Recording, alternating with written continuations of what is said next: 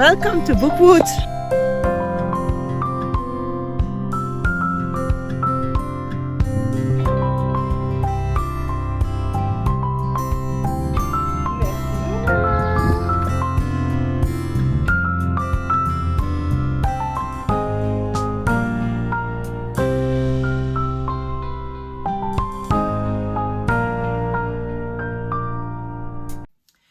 I'm glad you chose to spend some time with me. My name is Mashou and I create a bookish and journal-related content over here on YouTube. Welcome in my weekly carousel vlog. In these vlogs, I talk to you about the books that I finished this week, and I take you along on activities that I do mostly together with my family. Let's start by talking about the first book that I finished, and that is this one, and it is called Face à la pente. It is by Céline Reyboz and it is a French-only book. I still wanted to talk to you about it for two reasons. One, it is part of my Mayflowers TBR, but also this is a very interesting book to read. It is, to start with, the story of Leonore, and I remember the name for once, yay for me. And she is 58 years old. That is one of the first things that draw me into this book, an elderly main character. And Leonore, he's sent off on pre-retirement. In Belgium and France, we have this system. I don't know if your country has it as well. Let me know in the comments. Leonore is sent off and she receives a gift of a 2-night stays in a small village because she's from Paris. She loves to go to the French coast. You will meet her at this turning point in her life, and she's very confused about how she's going to fill up all the free time that she has. We will learn that she has some lists of things that she would like to do made up when she was younger, but to her they don't seem relevant, and neither do all the suggestions of the people around her. She decides to start off by going on this trip that she's been gifted, and during this trip she comes across an elderly DJ which is called Marlon, and who tries to make his career revive because he needs money. And some events will make that they come in contact, and she will learn about this house that he built in this very small village in the French mountains, and that he doesn't visit anymore. And Leonore decides to go check out this small village and this house. So when she comes in this village to move in, she finds a small apartment to rent. It is quite normal. In France, many people, and in Belgium also, but less, leave the city when they are retired and they go live in the countryside, mostly in the south. When she arrives, the village is in an uproar. They have been debating about how to use a piece of land, and she will learn that there is a law that will let the town buy a piece of land that is thought that will become available soon before any other interested people, so that they can use it for a social intent. So maybe to build housing for younger people, or to have a community center, a library, daycare, things like that. And so there is a highly movemented debate going on of for what this terrain could be used. They need to decide quickly, but also this terrain is not in a very central place, and it would also be very expensive to build correct roads to it. So it cannot be houses or a school or a sports center or something like that. She goes looking for Marlon's house, and when she finds it, she also understands that this is the ground that the town wants to buy. But when she explores it, she will discover that there is a mountain meadow going down, of course, that is very beautiful. And to her, she sees like a very meaningful nothing. She decides to buy the lands and to destroy the ruined house on it. She wants that this terrain is usable for everybody. She just makes herself a cabin in a shed that's on it so that she can move in there. This will cause some uproar in the town because, well, ground is scarce and younger people are basically forced to move out even if they don't want to, because they cannot find any houses anymore. It seems quite Japanese styled, and there it misses a little bit. It doesn't have this Japanese magic, but I think that the subject of what to do with your life when you come at maybe an unexpected point of a stop of your usual activities is very interesting, and this reflects in the title Face à la pente. Une pente is so this going down or going up surface, but we also say remonter la pente, or climbing up the pente, the wall again, is getting out of a very low emotional state, like getting out of that or out of a depression or out of an illness.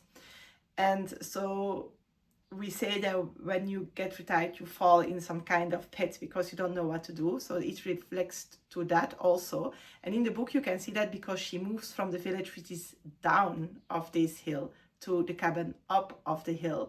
And this represents her whole finding a purpose to her life, which she eventually will. It is poetic, but then also mingling too much different debates, like the retirement trope is very interesting, but then bringing in the difficulties of the smaller villages is, for me, making it more complex than it should.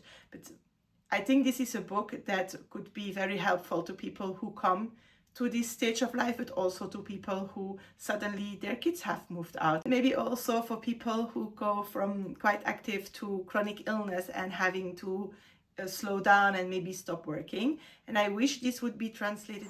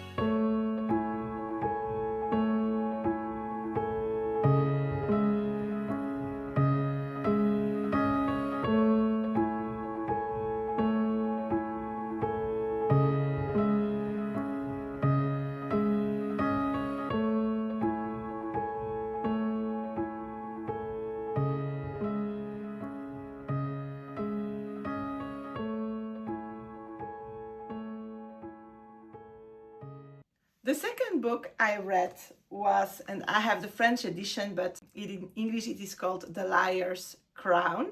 This is the first book in the Dominions series by Abigail Owen. It's a young adult romantasy, and if you know me, then you are asking yourself, why did you choose to read that book? Again, it is one specific element of the summary that attracted me. And in this book, we are in a matriarchal society in which there is a queen.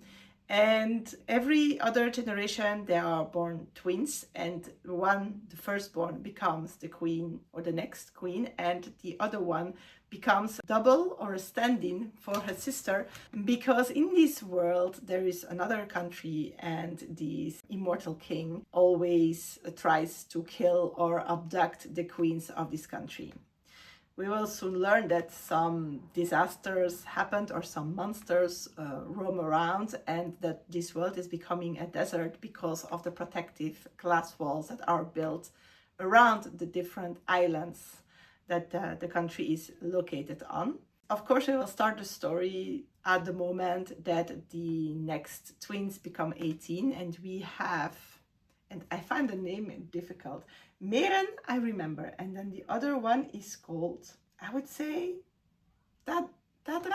Meren is the younger of the two twins, so she is the stand-in for her sister. And when we meet them, they just turned 18, like I said, and also suddenly their grandmother, the queen, dies, so the other sister has to take her place on the throne. And Meren is called to the palace because she doesn't grow up there. She grows up having the same training as her twin, but then living way more simple, to stand in for her sister at the important events like the crowning ceremony and the burial of their grandmother. But as expected, Meren gets abducted. So it is on the back, so I'm not spoiling anything. And we will, together with Meren, find out who abducted her, why, and discover a lot of more information about this world and its traditions. And I really loved this book. Write it down, I loved a young adult romantasy. I hope it will happen 2 more times finishing this trilogy, but it's a rare fact. I think Meren is a very interesting and complex character. She is in for the adventure. She is really action-driven. She finds herself wanting to break loose from these responsibilities and this family, but also discovering that in the end, maybe she doesn't. She really wants to protect her sister and her country. And she will discover that there is a lot of things that they were never told. She will also discover that the people on the other side have problems of their own, and maybe are not all as bad as she was made to think. She will, of course, create a very tight bond with the person that abducted her. She will be fighting that, but in the end, maybe not so much anymore. Otherwise, we wouldn't have a romantasy trilogy, right? I was really drawn into the story. It's full of adventure. It has twists and turns that I didn't see coming. And it really transported me out of day-to-day life. The next clips are from our visit this weekend to Andenne. There is an Italian weekend going on with some music and some expositions and a market, and I decided it would be fun to go and enjoy this warm and festive South of Europe ambience.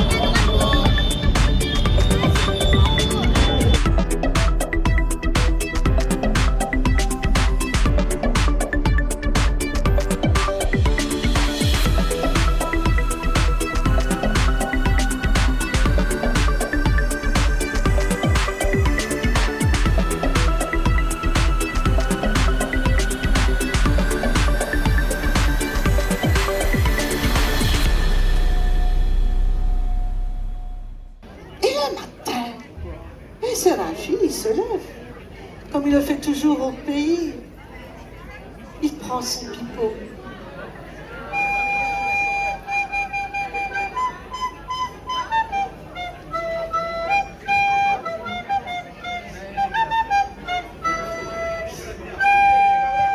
C'est la fille.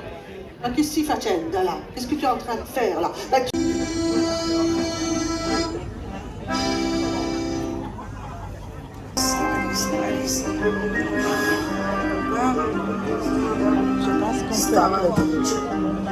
E vecchio, mio compagno.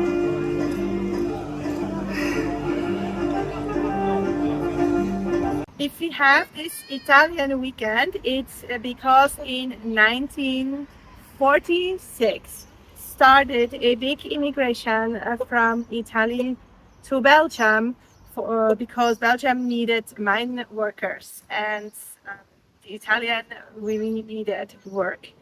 And so they have become immigrants first and then a part of our community, and the region we live in is marked by these mines, and so we are in a region where Italian communities still are very strong. This is also a commemoration for a mine disaster that happened in 1956 in Marcin, which is quite close to here as well, where in a mine a lot of people lost their lives, not only Italian, but they were the majority.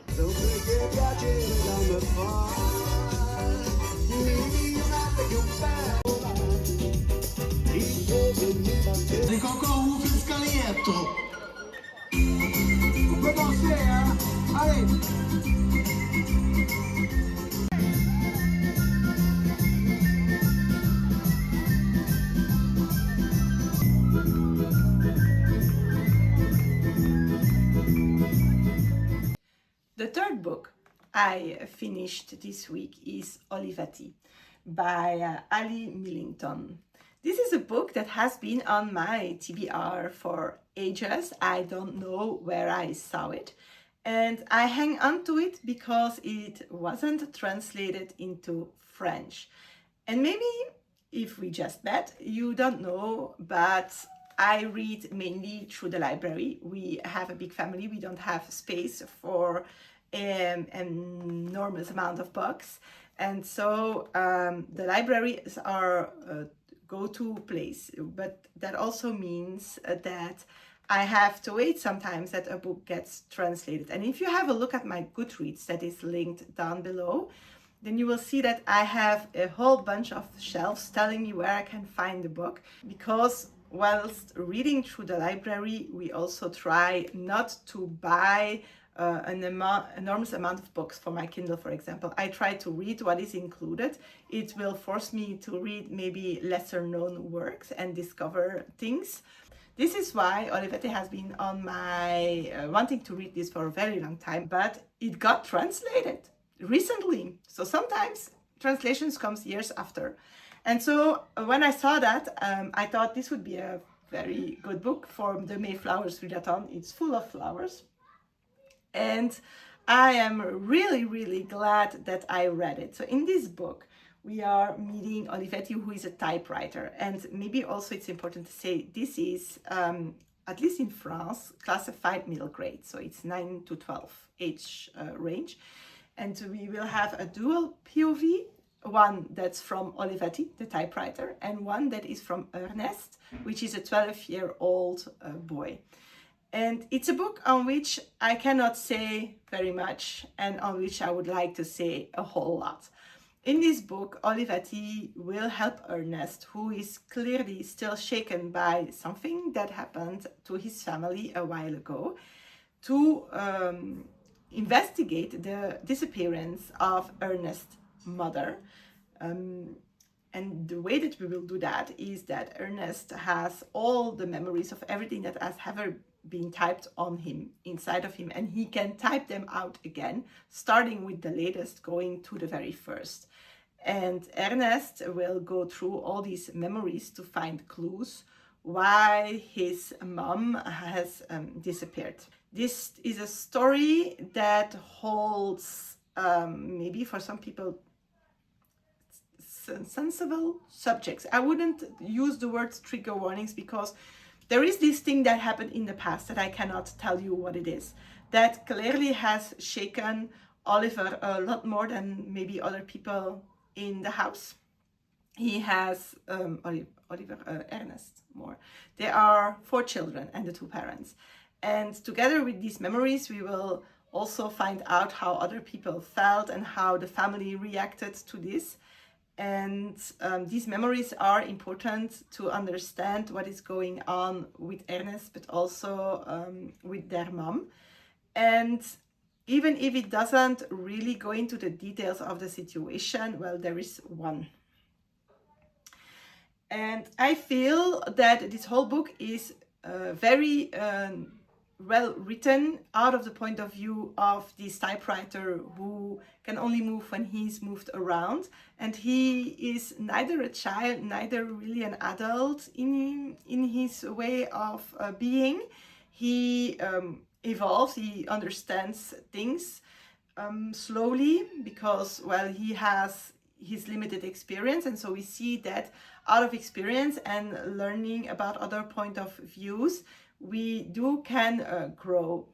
And then we have everything else that is written out of the point of view of Ernest, which is really, I feel, very accurate for a 12-year-old. I have an 11-year-old, and so yes, I feel that the way Ernest sees the world how do you say that in English? Concords with how Niklaus would see the world and react. And I feel that you can see Ernest growing also throughout the whole book, and slowly in remembering the events and being brought back at some moments of things he doesn't want to remember himself of.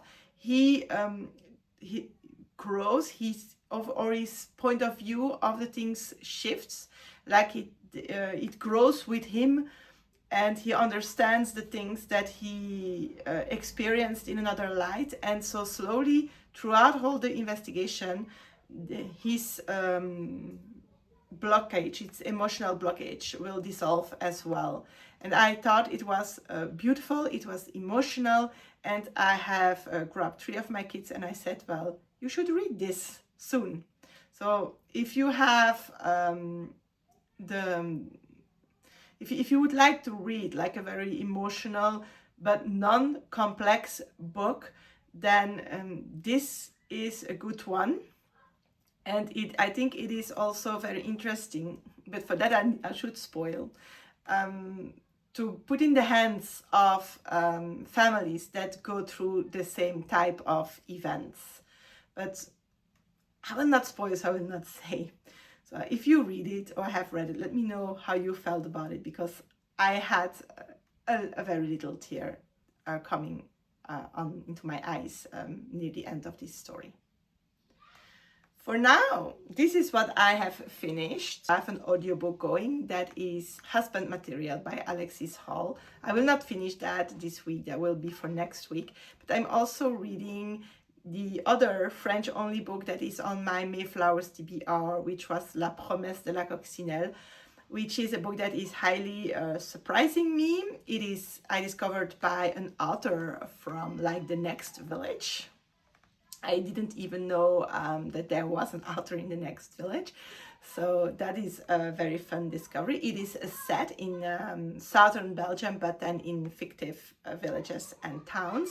And the events are set in the 90s, which is a period that is full of memories since it was my childhood time. And then it has some very interesting subjects. So I hope I can finish that book for you today, and then I will come back. If I don't, then I will let you know what I thought about it in our next vlog. By the way, if you want to see that and don't miss it, you can subscribe to this channel and maybe even turn on the notifications so you will know when this next vlog is coming up. See you soon!